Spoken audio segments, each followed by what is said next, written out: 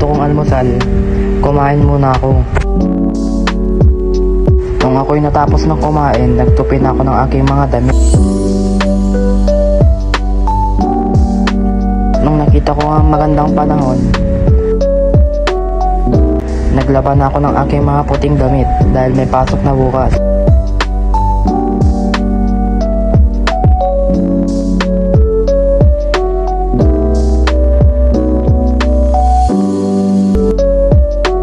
At nung natapos kong banlawan yung damit kong puti, agad ko na rin sinampay.